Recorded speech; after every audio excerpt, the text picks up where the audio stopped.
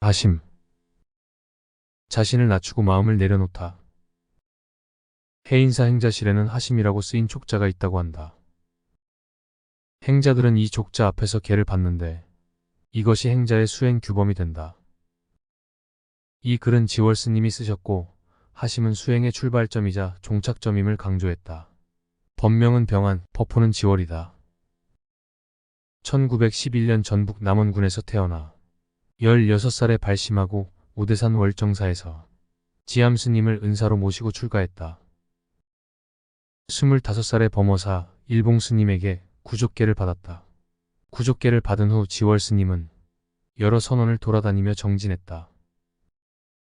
한겨울 덕숭산 정회사에서 있을 때였다. 아침 공양 시간에 지월 스님이 보이지 않자 다른 스님들이 찾았는데 견성암 가는 쪽에 눈 자국이 있었다. 그 길을 따라가 보니 지월 스님이 높은 바위에 서서 눈발을 맞으며 아래쪽을 내려다보고 있었다. 몸이 꽁꽁 얼었는데도 안중에 없이 서 있기에 다른 스님들이 안고 내려왔다.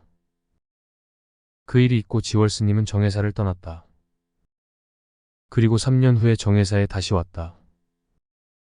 그때 정회 스님은 풍모뿐만 아니라 말씀과 행동이 확연히 달라졌다고 한다. 이전에 지월 스님은 괴팍하고 깐깐한 성정이어서 시비에 잘 휘말렸는데 이후에 달라진 것이다. 그 사이가 이때였는지는 확실치 않지만 지월 스님은 금강산 마하연에서 만공 스님을 모시고 정진했다. 이때 만공 스님과도 몇 번 부닥쳤다고 하는데 문득 환영이 만들어낸 텅 빈 몸뚱아리가 곧 천진스러운 부처라는 걸 호련히 깨달았다. 눈이 깨인 것이다. 이전과 달라진 지월 스님은 인욕과 자비를 실천하며 모든 이에게 보살님이라고 불렀고 어떤 경우에도 언성을 높인 적이 없었고 다른 사람을 험담하지도 않았다. 지월 스님은 수행 정진에만 묵묵히 임할 뿐 스스로 깨달은 자라고 자만하지 않았다. 그래서 성철 스님도 지월 스님만은 존대하며 존경했다. 만공 스님의 제자 벽초 스님도 깨달았다며 으스대는 스님을 봐주지 않았는데 유일하게 지월 스님만은 부처님처럼 존경하며 진승으로 꼽았다. 지월 스님은 가야산을 지키면서 스쳐 지나간 수많은 학인들에게 인욕과 자비를 몸소 실천했다. 자비심이야말로 자리이타 이리원성 사무량심의 길이니 일체 중생의 괴로움을 다 같이 괴로워하고 힘을 다해 건져주어 그로 하여금 즐겁게 하고 남의 즐거움을 기뻐하며 미움과 고움에 절대 평등한 마음을 마련하는 것입니다.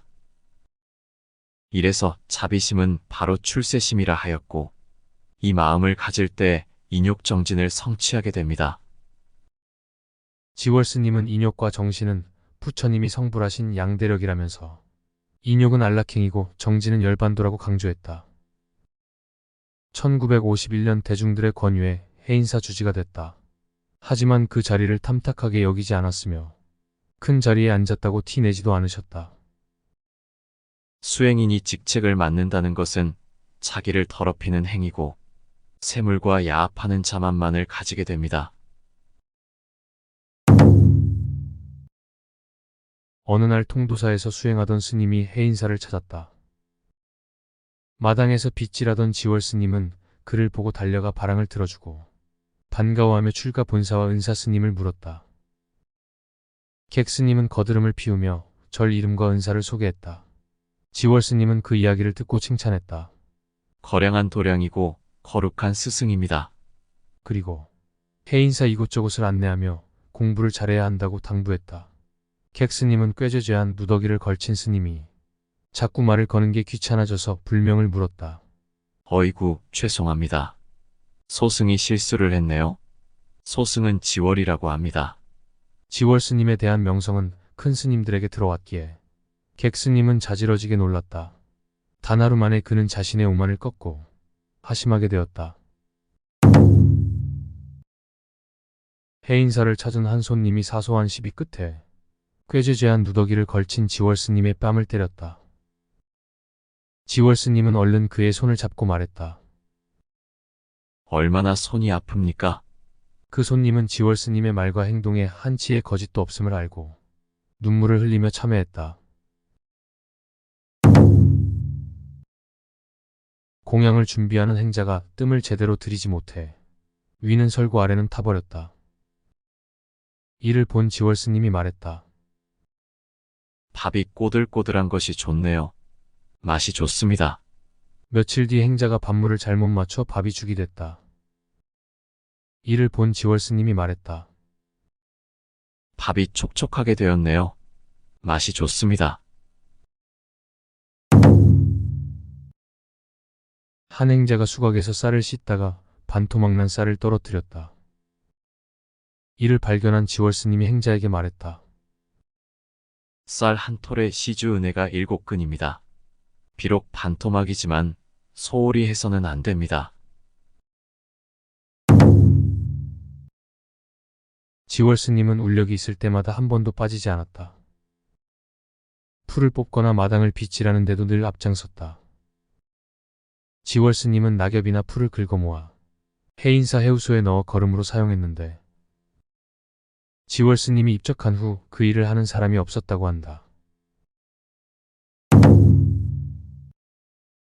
해인사의 빈대가 너무 많아 스님들은 고민한 끝에 해충약을 사서 방에 뿌렸다. 하지만 지월 스님 방에는 약을 치지 못했다.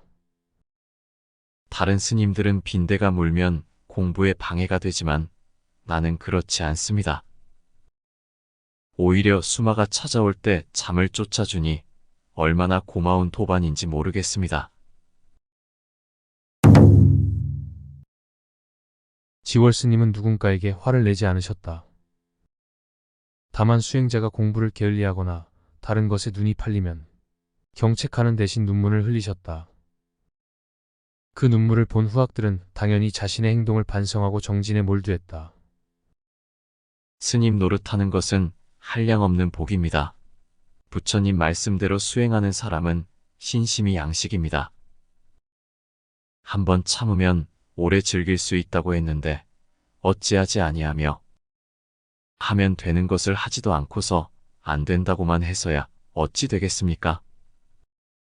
아무리 공부를 많이 해도 다른 사람에 대한 자비심을 실현하지 않으면 진정한 수행인이라고 할 수 없다고 한다.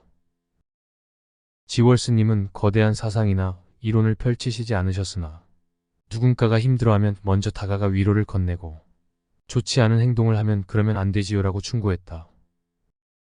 후학들이나 그를 한 번이라도 만났던 사람은 이렇게 회고했다. 지월 큰 스님을 뵙고 음성을 들으면 모두 다 마음이 조용해지는 것을 느꼈다.